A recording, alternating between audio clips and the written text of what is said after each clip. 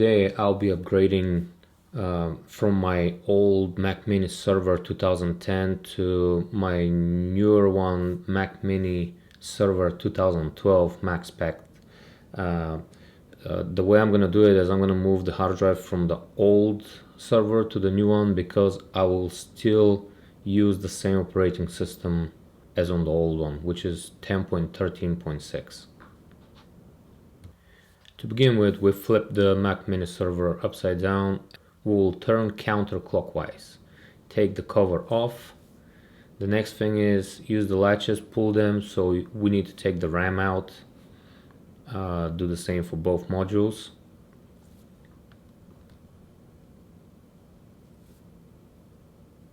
Next thing is the fan. It uses Torx screws. There are 3 screws. So take them out and be very gentle when you're lifting up the fan, because there is a cable attached to the motherboard. So lift it gently and disconnect the cable, which is sitting right behind there.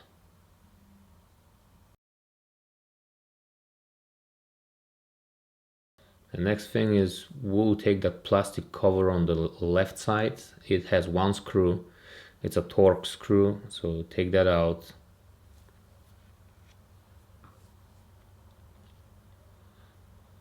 With a pry tool, you want to pull from that hole up there. You want to put the pry tool in, pull out, and then just take the plastic cover out.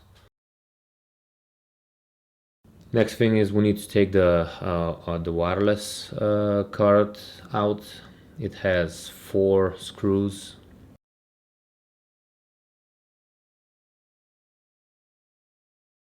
And we will also take the bottom cover locking screw.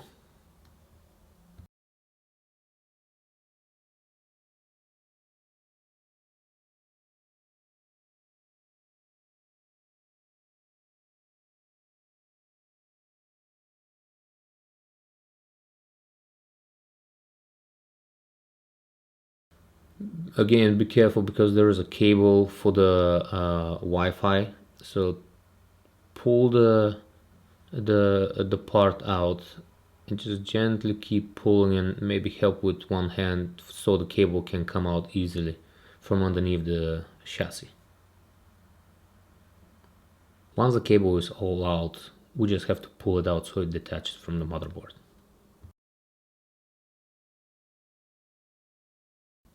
Next, we'll take the motherboard locking screw out. It's a long one.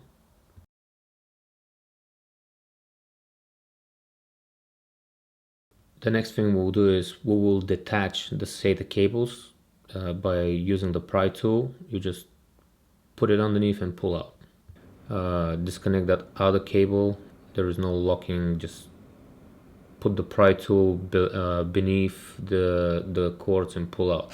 Next, we will use 2 small screws to put them in those holes all the way in, and then just pull toward you so the motherboard snaps out.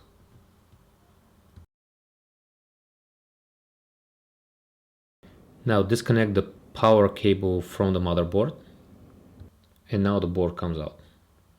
Now we can easily take the top hard drive out.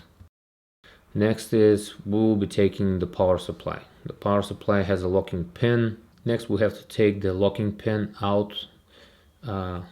It just pulls out. Once done, we can turn the counterclockwise the plug on the power supply, so we can take the power supply out by just sliding it out. Next thing is we're gonna be taking the 2 screws that are holding the second hard drive down to the chassis. Now we are ready to replace the hard drives. Just a word of advice: the Mac Mini 2010 is a little bit different. It has a little bit more cables that you need to detach. They're all sensor cables, so the extra cables are sensor cable, so just detach every cable before you start taking the board out. Now that I have swapped the hard drives, make sure you attach again all the parts to where they were. Mac Mini 2010 has some hard drive temperature sensors that needs to be glued back, but this is not the case here. We start by mounting the lower drive. Then we'll put the power supply in gently, don't push too hard. Once in, we're gonna lock it with the screw.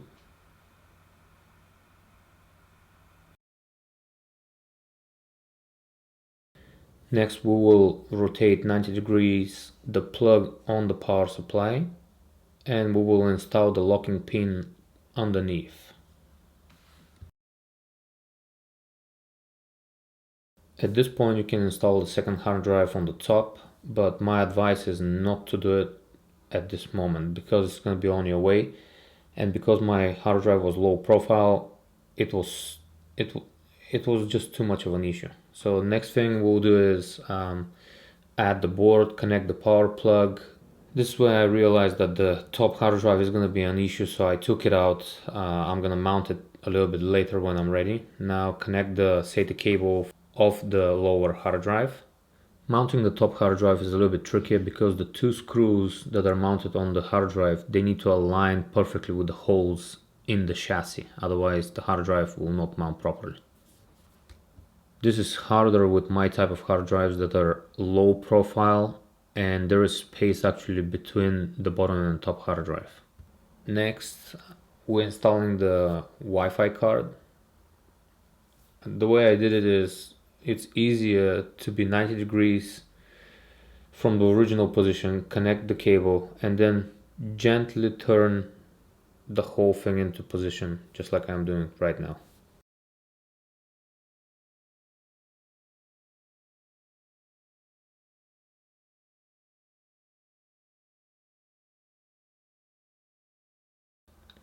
We're gonna lock the card with all 4 screws.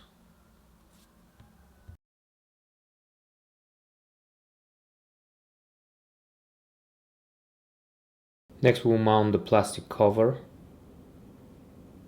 It snaps in. Then we'll lock it with the torque screw down below. The next thing is the fan. Make sure you clean it before you install it. Attach the cable and then lock it with the 3 screws. Next we'll install the RAM.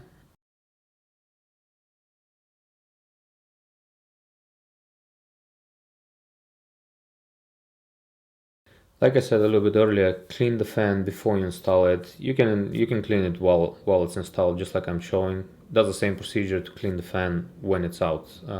Put it on a flat surface, use a toothbrush to clean it. And the last piece is install the bottom cover, turn 90 degrees clockwise, and as you can see, my machine is up and running, ready to go. Thanks for watching.